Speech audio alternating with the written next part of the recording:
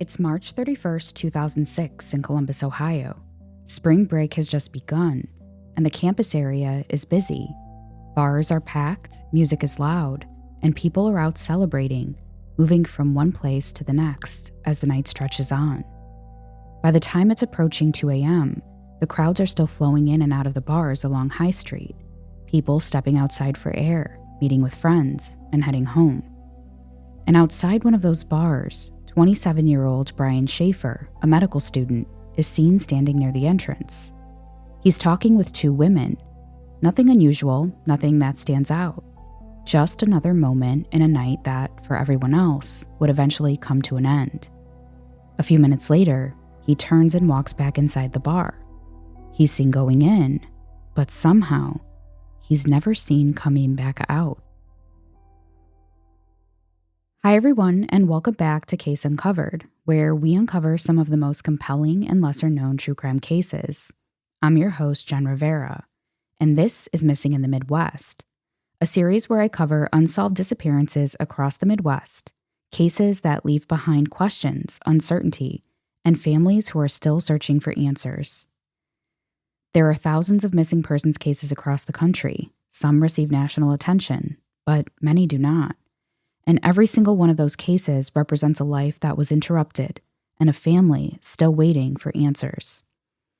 Today's case takes us to Columbus, Ohio, where 27-year-old Brian Shaffer disappeared after a night out and was never seen again.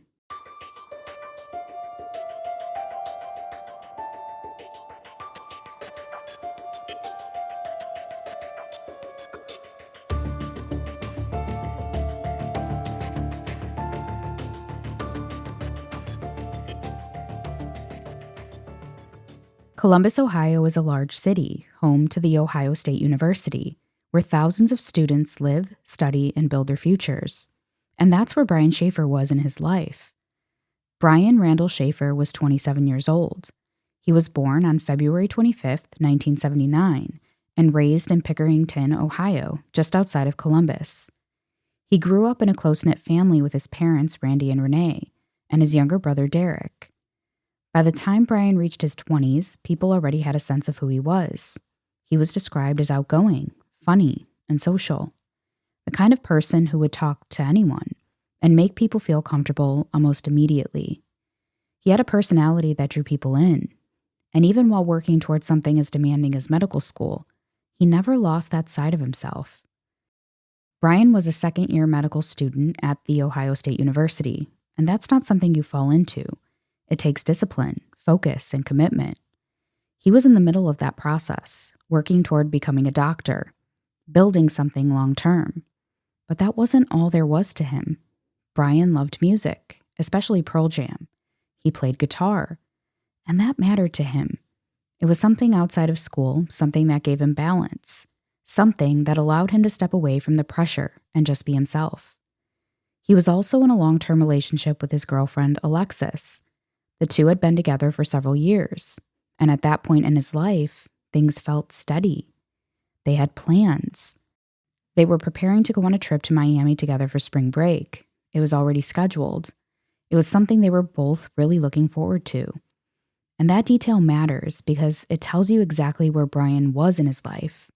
He wasn't in transition. He wasn't trying to figure things out. He was moving forward, building a future. And at the same time, there was something else happening beneath the surface. Just weeks before his disappearance, Brian's mother had passed away from a battle with cancer.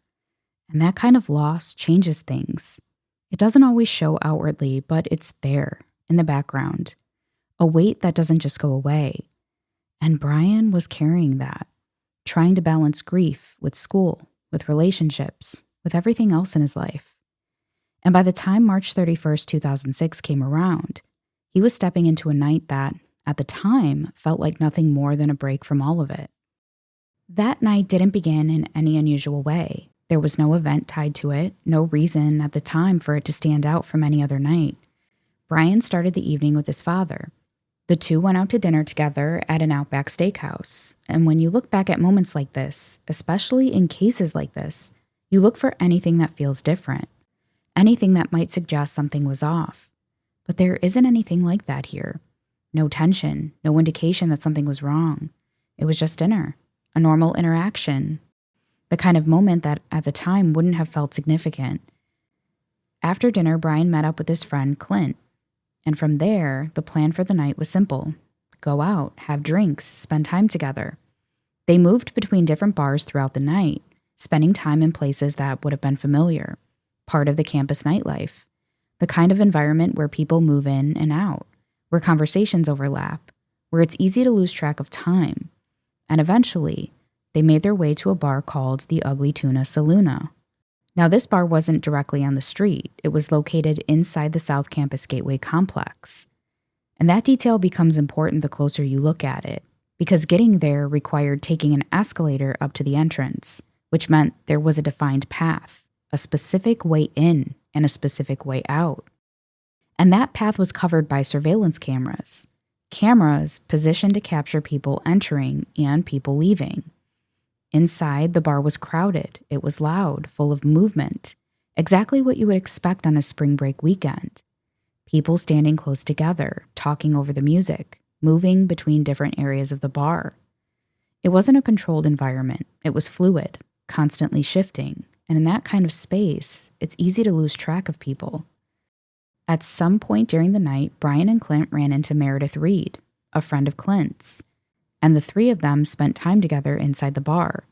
Nothing about that interaction stood out. It was just a part of the night. As the night continued, the timeline began to narrow, because from this point forward, everything becomes more specific. Around 1:55 a.m., Brian was seen outside the bar. He was standing near the entrance, talking with two women. And what's important about this moment is what it doesn't show. There's no urgency, no indication that anything is wrong, no sign of conflict. Brian appears relaxed, engaged in conversation, completely at ease. And then, after a few minutes, he turns and walks back inside the bar. That moment is confirmed. He is seen going in on surveillance cameras.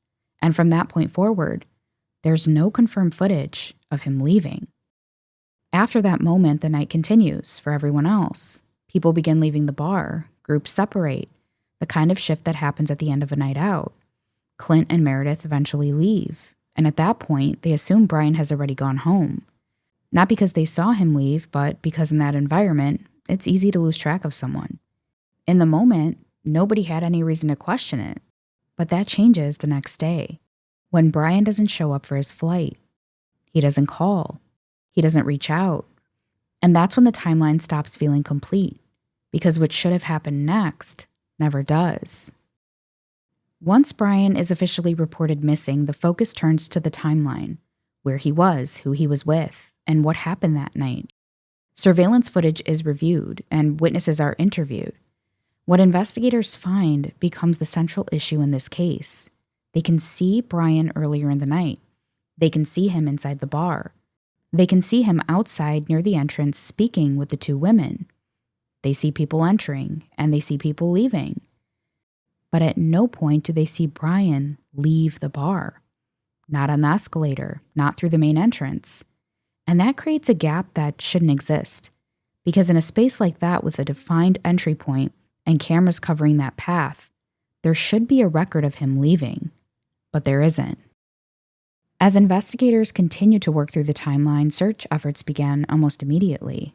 The bar itself was searched thoroughly, not just the public areas, but behind the scenes as well. Storage spaces, restricted areas, anywhere that might explain what happened after that last confirmed moment.